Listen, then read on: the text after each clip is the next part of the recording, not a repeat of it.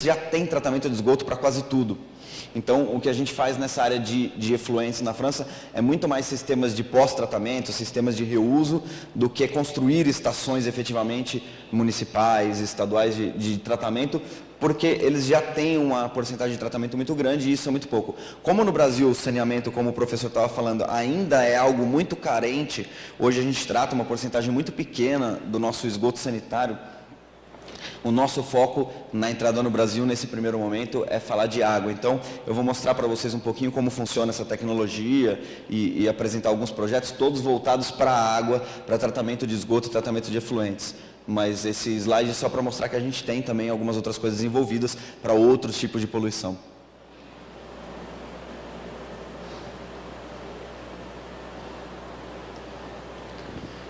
Então, o nosso sistema, a nossa tecnologia para tratamento de efluentes, sejam eles sanitários ou industriais, que é o que efetivamente a gente vem aplicando no Brasil, funciona exatamente dessa maneira. A gente tem uma etapa de pré-tratamento, assim como qualquer sistema de tratamento de esgoto, a gente faz uma remoção de sólidos através de um gradeamento, uma remoção de areia, de sólidos mais pesados através de uma caixa de areia, e a gente tem também um tanque de recebimento de efluente. Essa nossa tecnologia, esse nosso sistema para tratamento de efluentes trabalha por batelada. Então a gente tem um tanque na entrada do sistema que acumula volume de acordo com o tempo de geração e aplica esse volume em bateladas no sistema a cada vez que se atinge o volume necessário para uma batelada. Esse tanque conta ainda com uma mistura e uma aeração desse efluente, para que esse efluente seja lançado homogeneizado e rico em oxigênio dentro do tratamento. E aí, sim, a gente entra no que a gente chama de jardim filtrante de tratamento. O primeiro filtro é um filtro plantado, que a gente chama de filtro vertical, justamente porque a filtração é feita de forma vertical. Então a gente tem um substrato construído com pedras, britas, em alguns casos específicos, algum substrato diferente, mas na maioria das vezes é brita ou seixo ou algum tipo de pedra, onde as plantas são colocadas diretamente nas pedras, não existe solo dentro do filtro. E aí, a cada batelada, o efluente é aplicado na superfície do filtro, sendo filtrado verticalmente e coletado novamente no fundo. Esse filtro, deixa eu ver se tem a explicação depois, senão... Tem. Então, eu vou passar rapidinho e aí no próximo slide eu explico para vocês cada um deles. O segundo filtro é um filtro de filtração horizontal, da mesma maneira que o primeiro, ele é plantado em britas, direto no substrato, só que dessa vez o efluente é filtrado horizontalmente, então ele é aplicado em uma das extremidades, filtrado horizontalmente, coletado na outra extremidade. E por fim, a gente tem uma lagoa, que é uma lagoa plantada, que faz o polimento desse tratamento, contribui com a introdução de oxigênio e com desinfecção através da luz ultravioleta do sol. No pré-tratamento, então, como eu falei, a gente tem um gradeamento para remoção de sólidos grosseiros e a gente costuma instalar também uma calha-parcha ou alguma outra forma de medição de vazão para controle da quantidade de efluente que está sendo alimentada no sistema. A gente tem o tanque de armazenamento, como eu falei, ele faz a aeração do oxigênio, ele tem um tempo de detenção até o acúmulo daquele volume específico da batelada de aproximadamente 5 ou 6 horas, então sempre maior que 4, para a gente conseguir garantir uma homogeneização boa desse efluente que está entrando. Aqui tem um exemplo de uma obra nossa, de um sistema sendo construído, então a gente tem o gradeamento de remoção de sólidos, seguido da calha-parcha para a medição de vazão. Então, falando um pouquinho mais especificamente agora de cada etapa de tratamento. No filtro vertical, como eu falei, ele permanece vazio entre bateladas, ele tem uma superfície de aplicação, onde ele recebe o efluente nessa superfície, filtra verticalmente e coleta no fundo. Ele conta ainda com uma rede de tubulação em sua altura intermediária, que é ligada a algumas saídas para a área exterior como se fossem chaminés. Para que serve isso? Quando passa a batelada, no momento em que essa batelada sai do filtro, toda essa tubulação na altura intermediária se enche novamente de ar. Então a gente garante uma área rica em oxigênio garante um filtro com uma condição bastante aeróbia. Para que isso? Vocês vão ver na explicação do segundo, que o segundo filtro ele tem uma condição bastante facultativa, próxima da anaeróbia ou da anóxica. Então, a soma dessas duas etapas é que consegue fechar alguns ciclos de nitrogênio, de fósforo, para conseguir a remoção. Então, a gente alterna entre um tratamento aeróbio nessa primeira etapa e um tratamento anaeróbio na segunda etapa.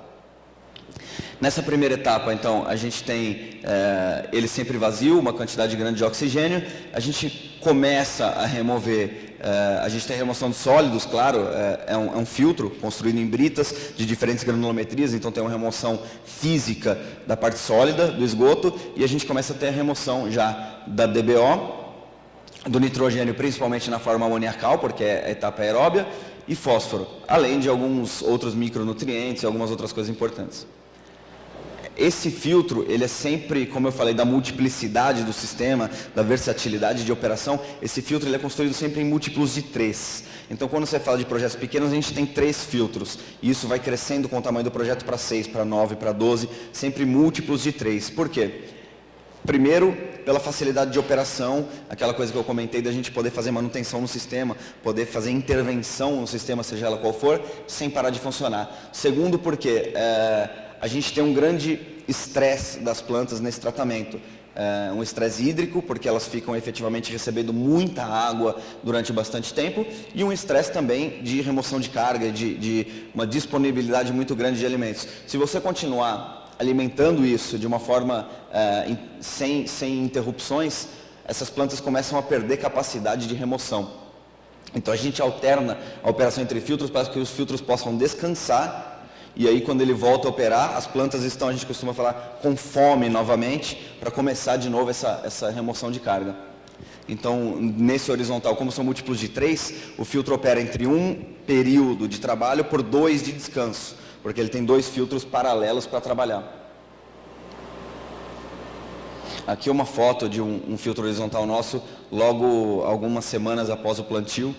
As plantas ainda estão bem pequenas, mas é bom que a gente consegue ver aqui no canto esquerdo as chaminés que eu falei, né? Ali no canto direito também tem 2 que fazem a ligação com a tubulação intermediária para a entrada de oxigênio. Em cima a gente tem uma malha de tubos que faz a aplicação do efluente em diferentes pontos, para que ele seja espalhado por igual em toda a superfície.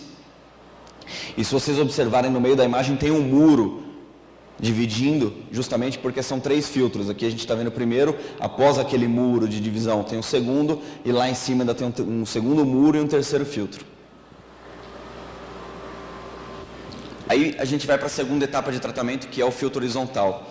Agora, ao contrário do primeiro, entre bateladas ele permanece cheio de água.